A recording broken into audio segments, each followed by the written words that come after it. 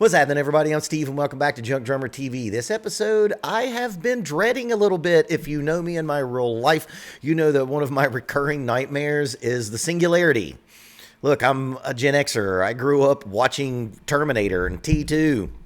It's not my fault. The robots are going to take over. They're already playing drums. They're already composing music. They're flipping burgers at restaurants now. So eventually, humans are going to become the sex organs for robots in general. And of course, the robots are going to be ran by AI. And that's what we're going to do today. I'm going to talk to an AI. This is a fucking nightmare, but I'm going to do it for you people. I want to know what GPT knows about drums, drummers, drumming, and music in general. Let's see what this thing has to say. So I can't type. There's going to be a lot of editing. First, when you meet someone, you just don't start asking questions. You should have a little back and forth. So I'm going to say, what's happening? So apparently the GPT is very literal. I just said, hey, what's happening? And it said, as an AI language model, I don't have access to real information, so I cannot tell you exactly what is happening right now. However, I can provide you with some general information. The world is a complex and dynamic place, and there are always many things happening at any given time. People are going about their daily lives. Some are working, some are studying, and others are enjoying leisure activities. And it goes on for far too long. So far, the ChatGPT doesn't have conversational English, I guess. What's happening? What's up? Let's get a little more literal for this fucking thing. What is a drummer? First of all, ChatGPT is fucking long-winded. We're going to have to program in some paraphrasing, but right off the bat, I'm on its side. A drummer is a musician, who specializes in... That's right. Anytime anyone gives you the, what's a guy who hangs out with a musician, a drummer joke, hey man, the fucking AI respects us so far. A drummer is a musician who specializes in playing percussion instruments, usually a drum kit or a set of drums, as well as various other percussion instruments. The drum kit typically includes a bass drum, snare drum, tom-tom, cymbals, and other percussion instruments, which the drummer plays using sticks, brushes, mallets, or other tools. I wonder what other tools. Hands, I guess. Did it say hands? No, it didn't. Drummers play an essential role in many genres of music, including rock, pop, jazz, funk, and many more. They provide the rhythmic foundation for a band or ensemble. God damn, dude, paraphrase. Keeping time and maintaining the tempo of the music. They often work closely with the bass player to create a tight rhythm section. They understand us, and they may also collaborate with other musicians to create fills, solos, and other accents and enhance the music. I think this question's been asked before. Drummers are often considered the backbone of a band. Is this fella flirting with me? Providing the pulse and energy that drives the music forward. They require a combination of physical skill, musical talent, and creativity to perform well, if you're doing it right, to perform their role effectively. Many drummers also write and compose their own music. I do. Hey, does it know that I write my own music? And some go on to become band leaders or successful solo artists in their own right. Whoo! This video is going to be fucking 45 minutes if this motherfucker keeps talking like that. So let's go in hot. Who is the best drummer ever? This thing may be able to run for office one day. It gives a pretty politician answer. And again, pretty long-winded. The question of who is the best drummer ever is a highly debated topic, as it is subjective and depends on individual preferences and opinions. It's right. He's right. She's right. They're right. However, there are a few drummers who are often considered among the best in the history of music based on their technical skill, creativity, and influence on the art of drumming. Oh, ChatGPT, does it already know me? One of the most iconic and influential drummers of all time is John Bonham, the late drummer of Led Zeppelin. Bonham's powerful, thunderous. See, John Bonham's been talked about, right? That's an adjective that is always said to describe Bonham. Thunder. The book written about him was Thunder of Drums, Drums of Thunder. thunderous style of playing set a new standard for rock drumming in the 1970s, and his innovative use of foot pedals, he only used one, and polyrhythms have been emulated by countless drummers since then. It's pretty generic. Other drummers who are often considered among the best ever include Neil Peart of Rush, known for his intricate and dynamic drumming style and his lyrical approach to drum solos. Man, that's true. Buddy Rich, a jazz drummer known for his incredible speed, technical skill, and improvisational abilities. That just sounded like Andrew Rooney. Technical. Keith Moon of The Who, known for his energetic and unpredictable playing style and his unique use of tom-toms and cymbals. All of this is correct.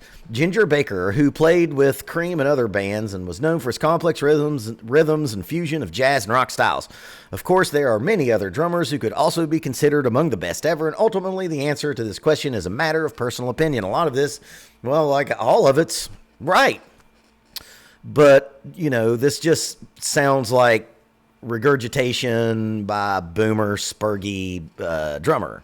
So, maybe that's what AI is going to be, is just a regurgitation of ourselves, a reflection, if you will. Let's ask, why should people listen to Levon Helm? Okay, I am very scared that ChatGPT already knows too much about me. Of course, if you're a listener or viewer of this channel, you know that Levon Helm is my favorite drummer. He is my everything, as I always say. So ChatGPT has this to say. Levon Helm was a highly influential musician, one of the most distinctful and soulful voices in the history of rock and roll. He was a founding member of the band, a group that helped to define the sound of American rock music in the late 60s and early 70s. There are several reasons why people should listen to Levon Helm's music. He was a masterful drummer. Levon Helm was widely regarded as one of the best drummers in rock and roll history. He had a unique and highly expressive style, blending elements of rock, country, and blues to create a sound that was both powerful and nuanced. He was a talented, did Rolling Stone just put in all of their David Fricke reviews of the band? Because this is what this sounds like. This is pretty well written. Okay. And blues to create a sound that was both powerful and nuanced. That's true. He was a talented vocalist. Levon Helm's distinctive voice was a key part of the band's sound. He had a warm and soulful voice that could convey a wide range of emotions, from joy and celebration to sorrow and pain. It's absolutely right. He was a skilled songwriter. Levon Helm was a talented songwriter, and he didn't get enough credit, financially, contributing some of the band's most iconic songs, including The Wait, Up on Cripple Creek, and The Night They Drove Old Dixie Down. His songs often drew on his own experiences growing up in the American South and his love for traditional American music. He was a keeper of American musical traditions. Levon Helm was deeply influenced by the musical traditions of his homeland, and he worked throughout his life to preserve and promote these traditions. He was a key figure in the Americana music movement, and then helped to inspire a new generation of musicians to explore the rich legacy of Americans' roots music. In summary, listening to Levon Helm's music is a great way to appreciate his incredible musicianship, his unique voice, his songwriting skills, and his contributions to American music. It is also an opportunity to discover the rich history and traditions of American roots music that he worked so hard to preserve and promote. ChatGPT, you're a genius. Every word of that was absolutely true. Do I upvote him? What do I do? Let's get spicy. Is Lars Ulrich a good drummer? This response seems that it may have been written by Metallica's PR team. Lars Ulrich, the drummer for the heavy metal band Metallica, is a highly skilled drummer and an important figure in the history of metal music. Yes, and yes. His drumming style has been praised for its energy, speed, and technical proficiency. At times, yeah. Ulrich's drumming is characterized by his aggressive use of double bass drumming, fast and complex fills, and his ability to maintain a solid driving rhythm throughout the songs. He has been credited with helping to establish the thrash metal sound, which is known for its fast and aggressive rhythms. That's absolutely true.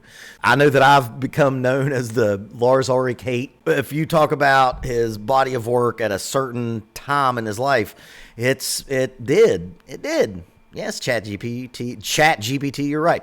While Ulrich has been criticized, the ChatGPT is aware.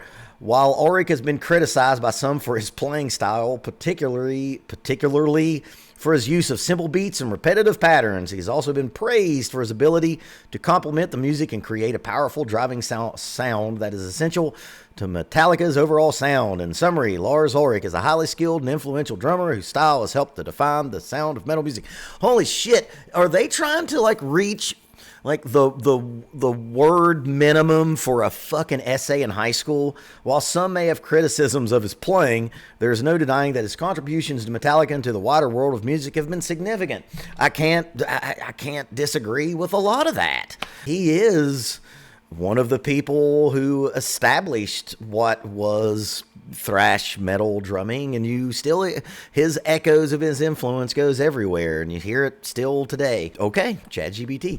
This thing is talking way more than I thought it would, so I'm going to do one more question and get out of here, because I think this video is going to be really long.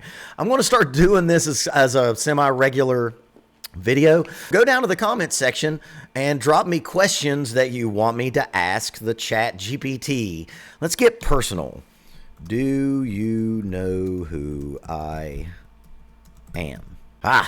It says it doesn't know me. As an AI language model, I don't have access to personal information or the ability to identify individual users. I don't believe you. I can only see the text of the messages that you send me, so I'm sorry, but I don't know blah, blah, blah. Okay, so it doesn't know who I am. Okay, let's see if they've ever heard of me. Have you ever heard? Now, apparently this isn't attached, connected to the internet, so maybe that's why I won't know this. Have you ever heard of Junk Drummer TV? This is the one that could give me nightmares. Oh, okay, hold on. As an AI language model, I don't have personal experiences, and I'm not capable of browsing the internet like a human. However, I can tell you that a search for Junk Drummer TV yields some results related to a YouTube channel and Instagram account that appears to be run by a drummer. So